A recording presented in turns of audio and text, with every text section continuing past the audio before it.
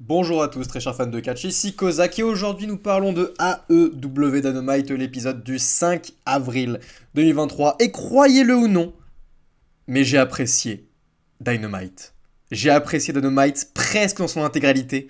J'ai apprécié tous les plus gros segments, tous les plus gros matchs du show.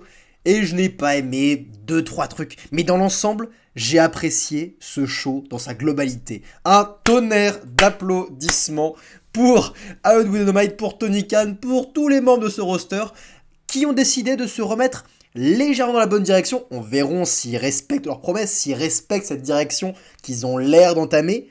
Mais du moins, on s'y dirige et beaucoup de choses ont été rétablies dans le bon sens. Néanmoins, l'opener n'était pas à la hauteur. On a Ricky Starks qui affronte Juice Robinson du Bullet Club. Alors Juice Robinson, le jus de Robinson, on s'en fout, cette rivalité, elle ne prend pas depuis plusieurs temps parce que le jus de Robinson n'a jamais été vraiment établi. Ricky Starks c'est un babyface, lui, établi, qui a besoin de victoire pour encore plus prendre d'importance de star power. Une réalité pas intéressante, et d'ailleurs, on a cet opener, on a donc enfin Ricky Starks qui affronte Juice Robinson, et aucun gros plan sur le visage de Juice Robinson, aucun. Donc avant que les annonceurs disent que c'était lui, je n'avais aucune idée de qui c'était, je pensais que Ricky Starks allait affronter un jobber.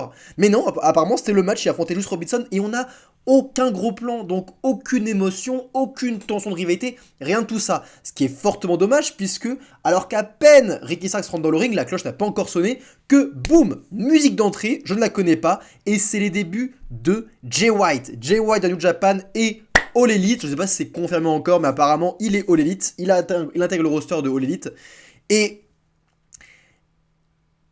plusieurs choses.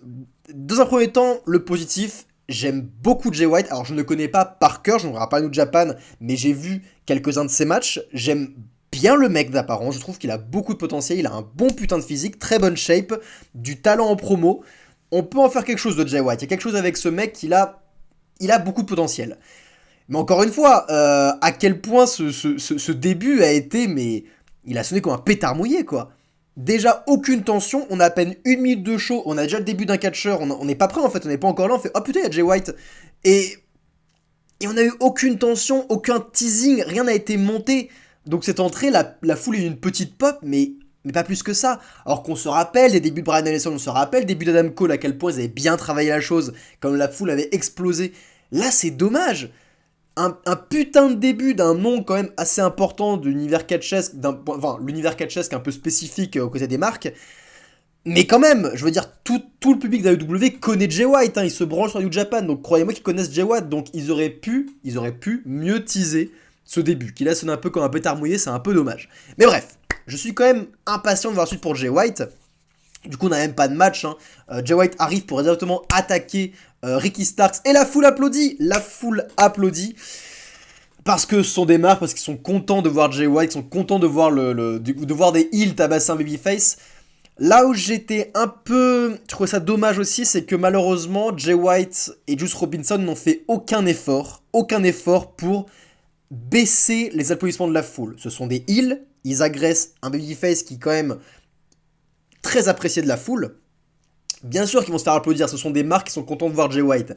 Mais il faut que eux derrière quand même s'ils vont pas forcément avoir des huées, parce qu'encore une fois c'est très compliqué avec ce public, mais ils ont même pas essayé d'abaisser un peu les applaudissements. Ils ont même pas cherché dans leur mimique, dans leur faciès, dans leur agression, de s'établir véritablement comme des heels qui méritent d'être hués. Ils ont fait, je trouve, le strict minimum, c'est dommage. Donc, attention pour la suite, il reste des heals, un heal doit se faire huer, c'est la base, un heal et un babyface doivent matcher ensemble, la foule doit chanter pour le babyface, sinon pas chanter pour le heal. Donc il doit faire des efforts à ce niveau-là. Cela étant dit, hâte de voir la suite pour Jay White, encore une fois, bon talent, un début un peu dommage, un peu gâché, je le trouve un peu raté, mais en tout cas Ricky Starks a enfin un vrai adversaire, après on peut s'interroger sur est-ce qu'il faut vraiment faire Ricky Starks face à Jay White ? Est-ce qu'il faudrait pas les éloigner un petit peu? Parce que Ricky Starks a besoin de victoire actuellement. Jay White, il vient d'arriver, il doit gagner aussi.